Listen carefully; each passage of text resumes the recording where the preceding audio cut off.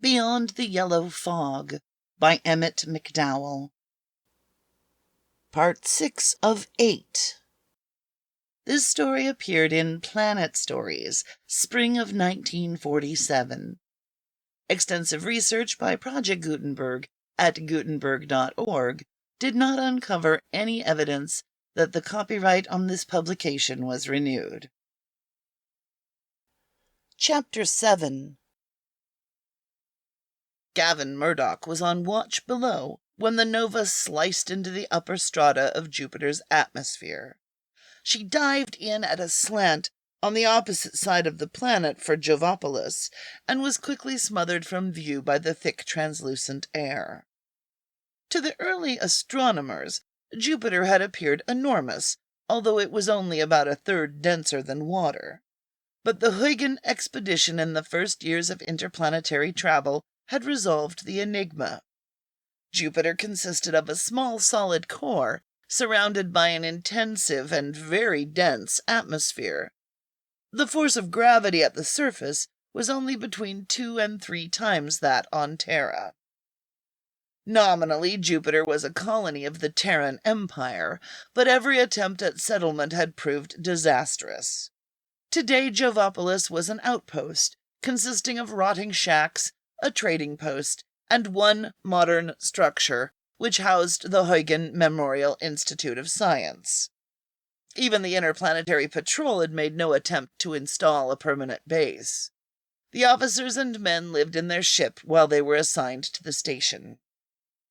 The Nova began to settle Joveward. Gavin never left the bridge televisor, pulling switches, relaying orders to the jetman and master mechanic as the clumsy monster performed the ticklish job of landing. Wilanowski, who had been routed out of his bunk by the landing alarm, paced back and forth the length of the engine room, his eyes everywhere. He didn't interfere, though. Then the Nova struck with a bump which threw the chief engineer to his hands and knees. He scrambled up, brushing off his shorts. "Nice landing." He patted Gavin's shoulder. "Nice landing." It was a nice landing. Gavin's bony, freckled features relaxed. Broken ankles, bruises, and sprains were only too frequent when setting a ship down without the benefit of spaceways. "How long will it take us to load?" 5 days, Wilanowski replied. "Jovian time." The Jovian day, Gavin knew, was only 9 hours and 55 minutes long.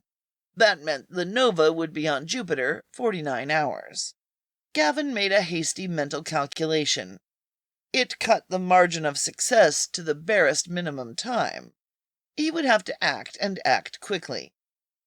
He started for the ladder, feeling the increased gravity tug at his flesh. "Not so fast, lad," said Wilanowski.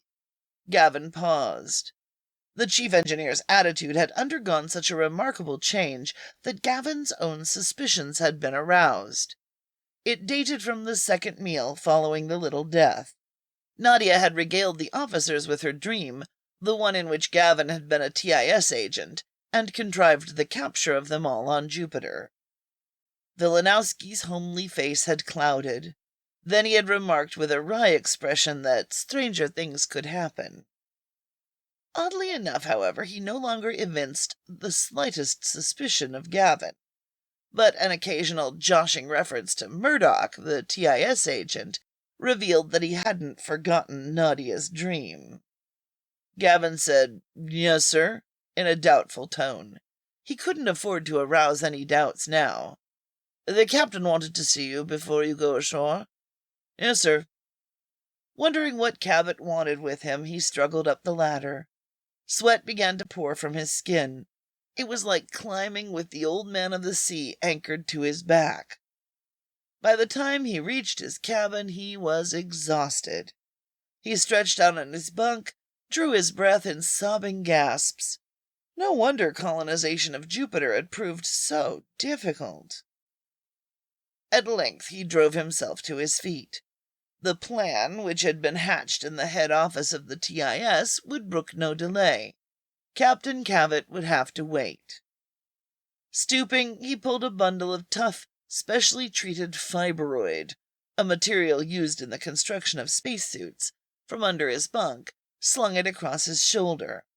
Next he dragged forth a clock-like instrument, to which had been attached a magnesium flare, and lastly a cylinder of hydrogen. The hydrogen Gavin had refined from water by a crude electrolysis. The rest of the equipment he had slipped from the engine room, working on it during leisure moments since the little death. He opened his door. The corridor was deserted.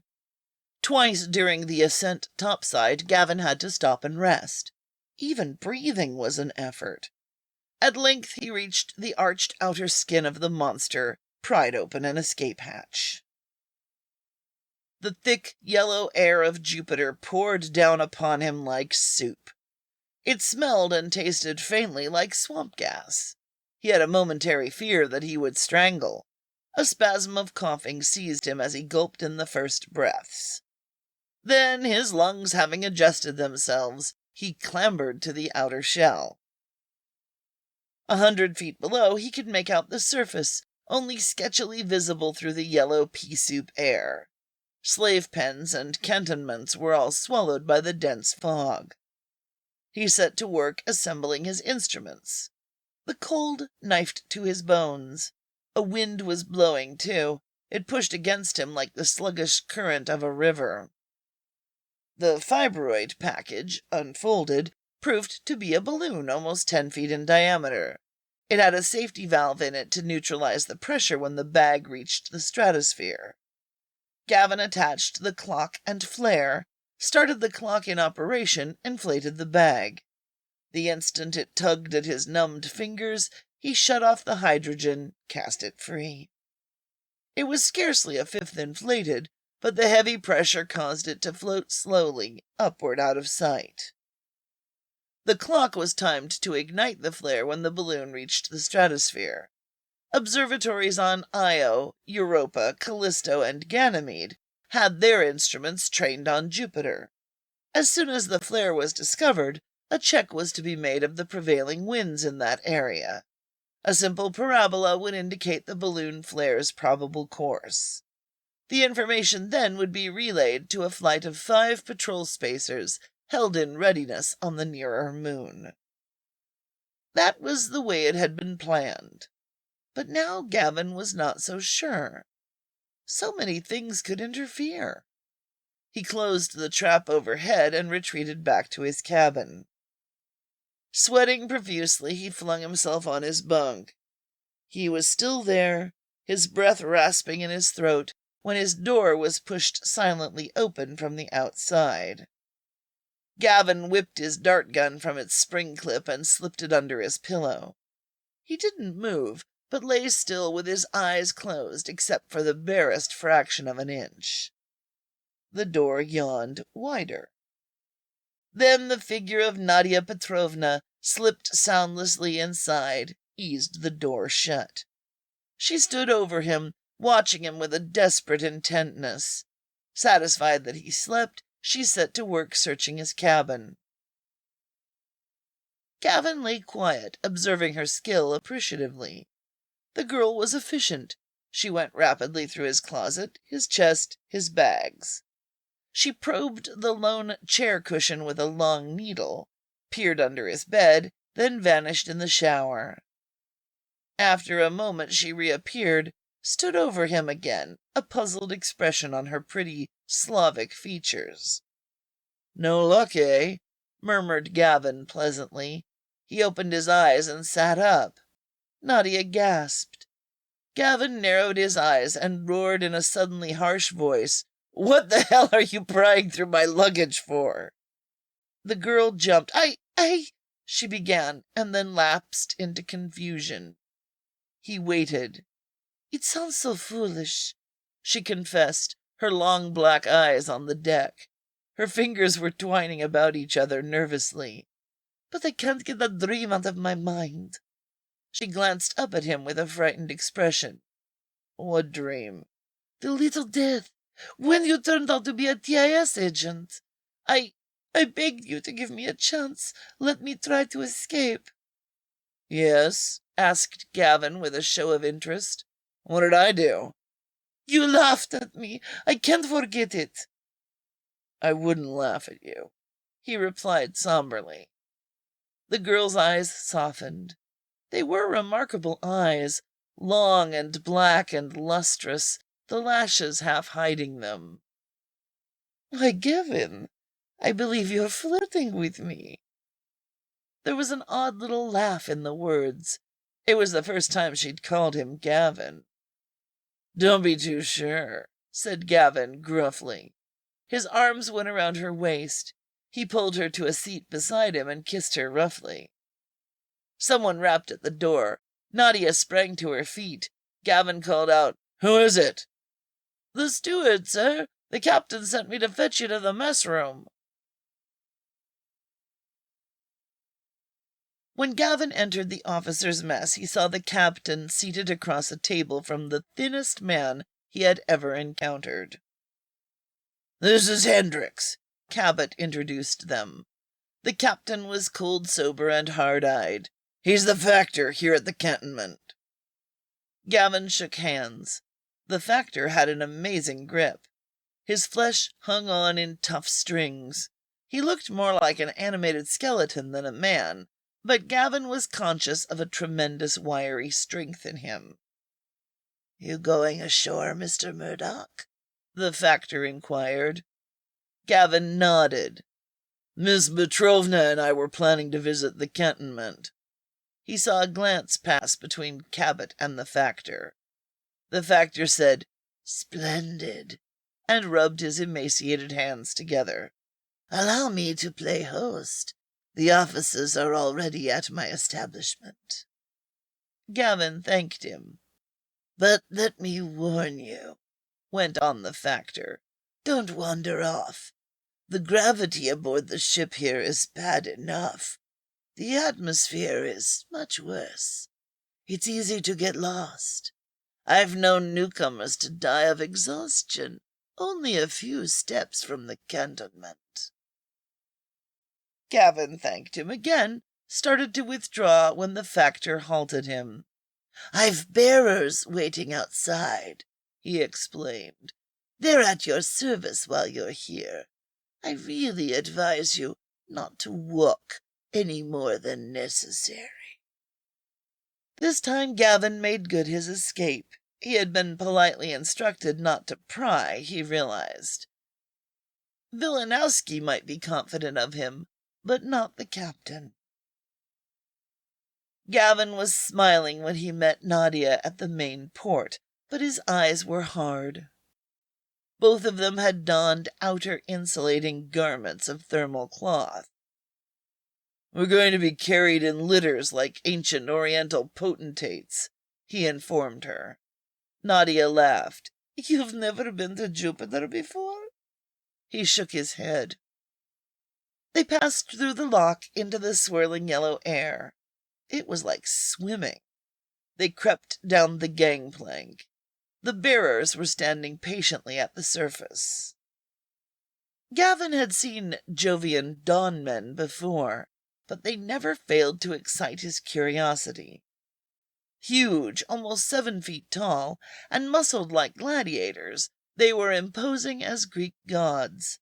Their skin was the vivid blue of polished turquoise, their long manes as yellow as a sunburst. "There's a double litter," Nadia pointed out. "Let's take that." Gavin followed her inside. The litter was cushioned like a divan. One was borne along in a semi-reclining position. Nadia clapped her hands and cried, "Cantonment!" 4 naked blue giants swung the litter to their shoulders and started off at a rapid trot. In a few paces the ship had disappeared. They were like a tiny raft, alone in a welter of yellow, oppressive fog. Gavin, peering over the edge, saw that the giants were following a paved road. After a moment they began to pass an endless procession of dawnmen, chained ankle to ankle and moving sluggishly toward the Nova. Already the loading had started. Gavin stared at the half-men curiously. They crept along, features drawn, their yellow manes matted with dirt.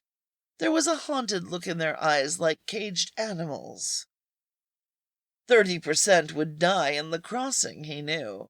Within a year, 90% of the rest would be dead, victims of homesickness, of pneumonia and measles and Venusian lung rot, not to mention a score of other diseases. The terrible rate of fatality was good business for the slavers. It held up the demand. "They aren't really human," said Nadia in a faint voice, as if reading his thoughts. "They're submen." Gavin nodded. Some place along the evolutionary scale, the Jovians had taken a wrong turning. They would never evolve into true Homo sapiens, but even cattle weren't treated as they were. The walls of the cantonment hove suddenly in view through the murky atmosphere. The giants paused before a massive entrance like the gate of a feudal castle. Gavin climbed out of the litter and started to help Nadia down. Somewhere off in the distance he heard a faint popping. "What is it?" cried the girl, struck by his strained air of attention. "It sounds like the dum-dum fire. Listen." They both fell silent. From the direction of the Nova came faintly a sound like a string of firecrackers going off together. "It is dum-dum fire." "But it can't be. It's impossible." The sound of explosions drifted to them again. Gavin sprang back into the litter. "Wait here," he cried. "Something's wrong at the ship." He knew that it couldn't be the Terran patrol spacers attacking. The balloon hadn't time to rise into the stratosphere yet. A great fear for the Nova's safety gripped him. Whatever the cost, the ship must be preserved intact so that Terra's scientists could examine her space drive. It had become the paramount issue, overshadowing in importance even the detestable slave trade. "No!" Nadia cried.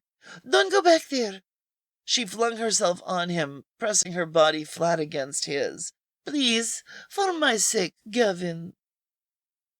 He pushed her rudely aside. Just then the chief astrogator burst upon them, running from inside the cantonment. His strides were labored, his breath wheezing in his chest. He saw Gavin and shouted, "The ship's being attacked! They've radioed the cantonment for help!" "Who by?" "Exos, man!" The chief astrogator began to run down the paved highway toward the Nova and was swallowed by the fog. Gavin heard something whine through the air. He flung himself flat on his face, shouting at Nadia, "Down! They're shelling the cantonment!" The shell burst out of sight in the fog. A blast of air hit him like a wall of water. Nadia sat up, her face smudged where she'd groveled in the dirt.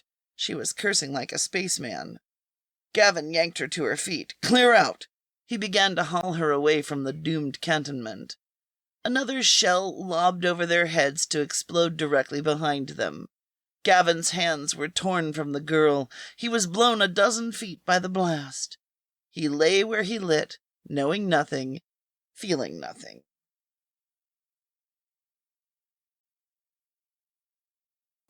End of part 6.